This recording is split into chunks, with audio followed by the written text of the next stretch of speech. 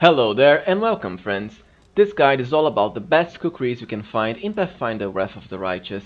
Now Kukris are probably the best of the dual wielding light weapons, at least in my opinion, because they have extreme critical range of 15 to 20 with improved critical, or even up to 11 to 20 with a trickster character. There's also quite a lot of them in the game, not as many as in Kingmaker where we had Knock Knock, the goblin party member who specialized in them.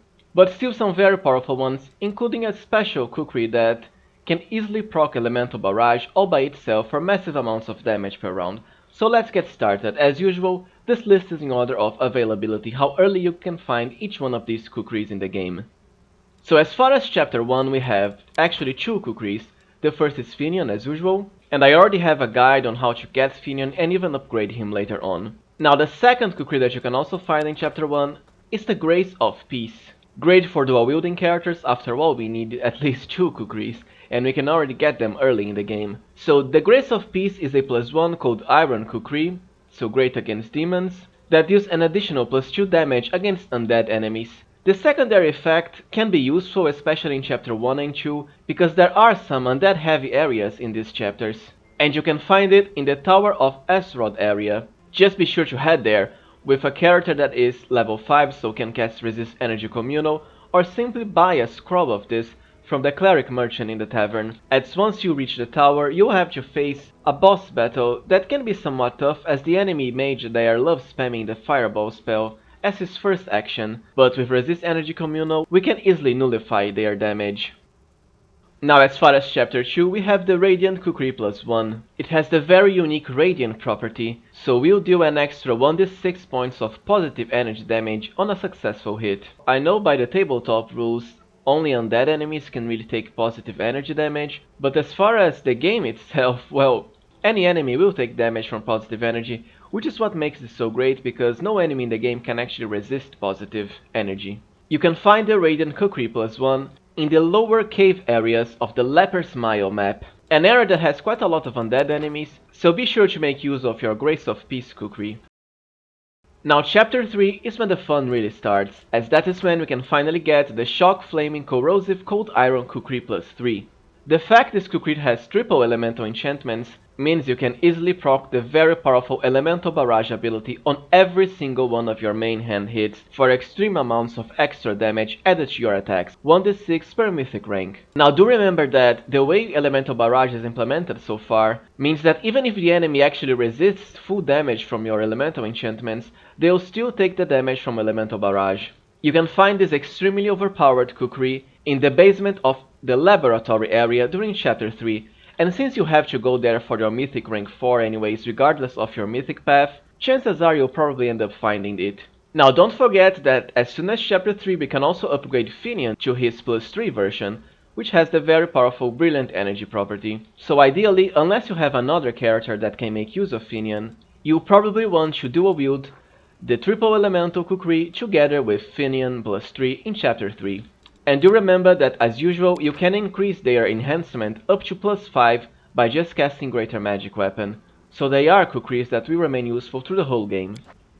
Now when it comes to chapter 4, we have the Abrupt End Kukri, a +4 Shocking Burst Kukri that gives you a +2 insight bonus to attack rolls against enemies with shields, and also a +2 to damage rolls against enemies with two-handed weapons.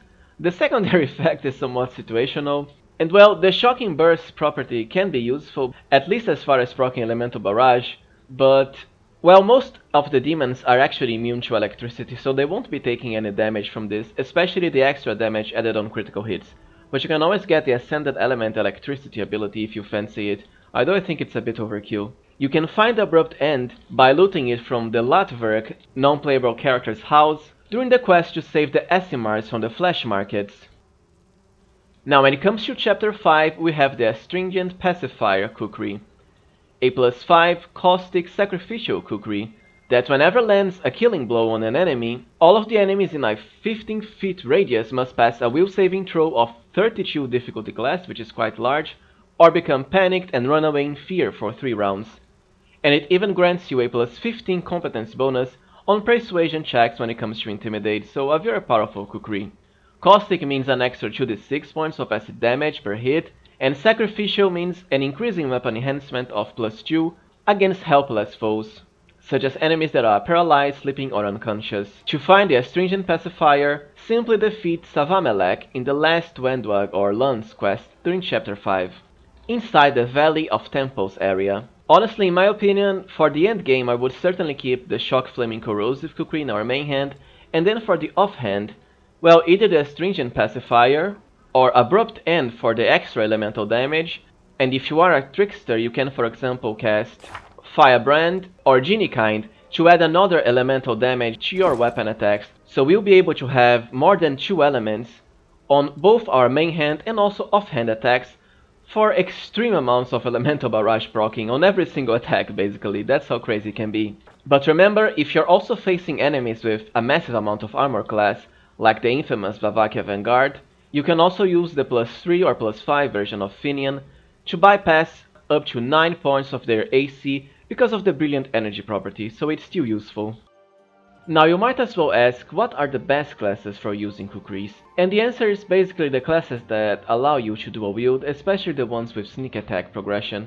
After all, because our Kukris have insane critical range, we certainly want as many attacks as we can with them. And this does have a lot of synergy with sneak attack, which is added to each attack as well. For example, we first have the Knife Master class, the same archetype Knock Knock the Golem from Kingmaker has. And fear not, because I will be releasing a guide for the Rogue class with Knife Master and also Rowdy Rogue builds tomorrow, so stay tuned. Besides that, the Ranger Demon Slayer class is also perfect for dual wielding Kukris, as we do gain a massive amount of favorite enemy bonus against all of the demons in the game, from +2 at level 1 to even +10 at level 20, both to attack bonus and to damage. And of course you even gain a pet and some powerful spellcasting. Not to mention access to the dual wielding feats for free, so a very stacked class for dual wielding Kukris as well. I imagine you can also go with a Slayer, such as for example a Spawn Slayer, as most of the tough demon enemies are large size or even bigger, for more study target bonuses. Slayer can also gain the dual wielding feats for free, including bypass their dexterity requirements. So for example, a Slayer and a Ranger can fully focus on strength and completely ignore dexterity. They also start with martial weapons proficiency unlike the rogues, so they will have access to Kukris as soon as level 1 without needing to spend a feat. We have the Shadow Shaman of course, which combines basically everything you could want in the game: full spellcasting with Angel Merge, sneak attack progression, the ability to dual wield, medium base attack bonus, and even hexes, and I already have a guide for it, so be sure to follow that if you want to know how to truly achieve a class that can do everything in the game. Lastly, SKALD can be a decent choice too. You also have martial weapons proficiency for free at level 1, and you do have a lot of bonus feats that you can spend in the dual wielding feats, for example. Don't forget that as a SKALD you can also provide the ultimate support for all your party members, including your own dual wielded attacks, by stacking a lot of boosts to attack bonus, armor class, and even critical multiplier, something that is very unique to SKALDs, by having the lethal accuracy rage power. And there isn't really a SKALD party member in the game, so if you want to use a full party of story characters only, then I recommend you go with a SKALD as your main character. The only downside is that you don't get sneak attack progression as a SKALD, but we do gain quite a lot to compensate for that. Well, so this was it everyone. I hope you've enjoyed this guide on the best Kukris we have so far in Pathfinder Wrath of the Righteous. If you've enjoyed this video, then please remember to support the channel by liking, subscribing, and even becoming a member for some exclusive content. Thank you for watching and see you next time, friends!